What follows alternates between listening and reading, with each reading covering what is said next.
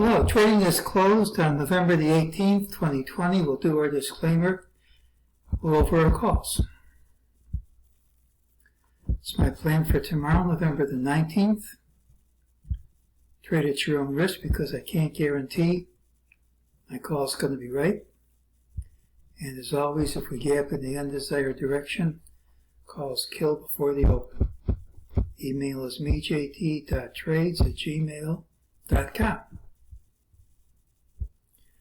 We had a few calls. We called for pattern with the early low. This is it. We said yesterday's action was quite weak, that this early weakness leads to further weakness in subsequent days.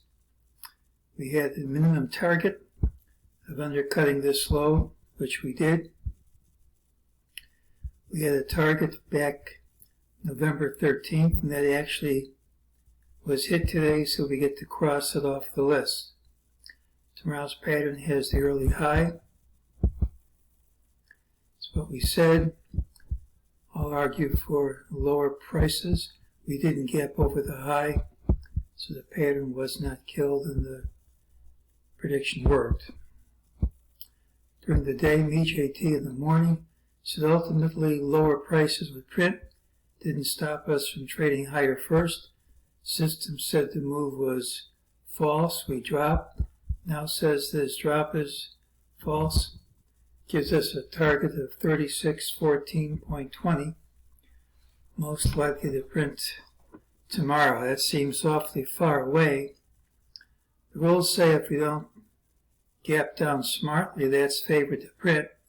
But there's also a tendency of MEJT to leave a failed target before it makes a big move. When there's a big change in trend, if there's no failed target, the end of the move's probably not in. So I suspect this might be a failed target before a major change in trend.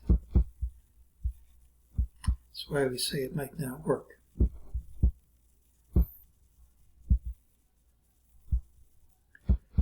Well, you connect this low and this low, you get a TD line from Tom DeMark.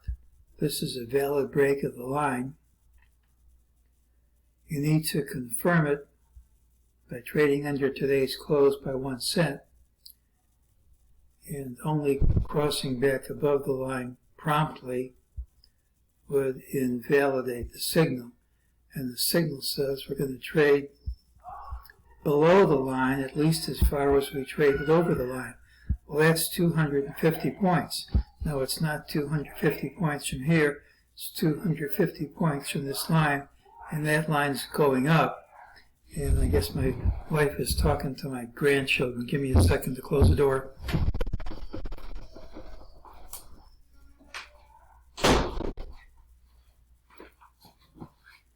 There's a rule that whenever I'm making the video, I should call the grandkids.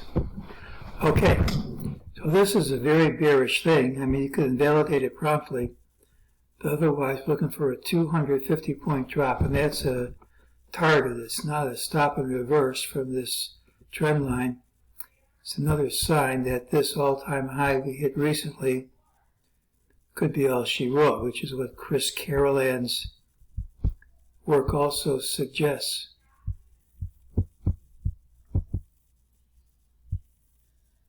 Well, here's the count I'm using. We're looking for this wave blue C down. Now after wave blue C down, wouldn't surprise me if we went up again. We complete the ABC, you go up. But remember, this wave A was a real humdinger. And we haven't seen that yet. And at some time, I don't know when, possibly now, we should see something comparable. Now, as far as the short term is concerned, I can count this initial down leg as being over. I don't know what degree these waves are, so pay no attention to the colors, but if that's A and that's B, I think we could have made an ABC for dark blue A of Red Sea. Wouldn't surprise me. All these fib relationships work.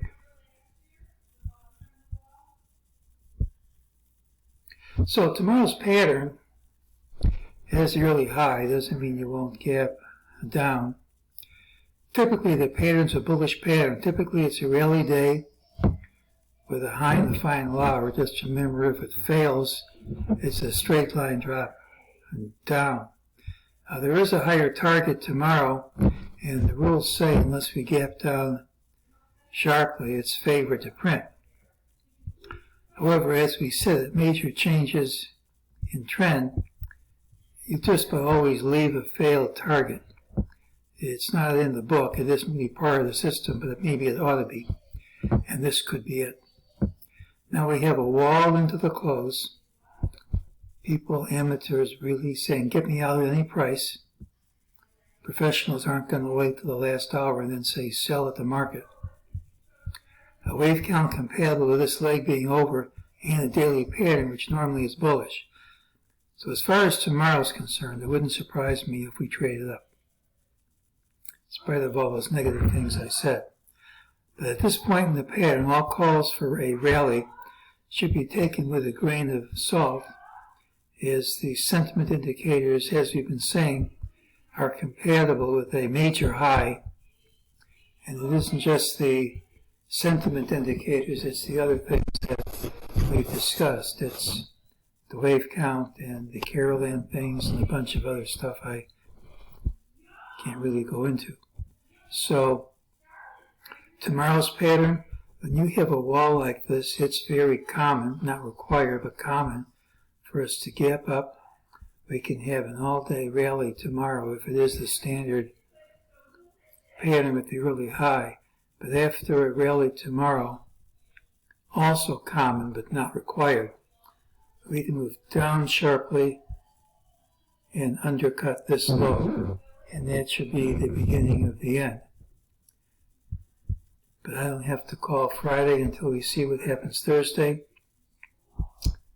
And just because today's call worked, that doesn't mean tomorrow's will. So bear that in mind.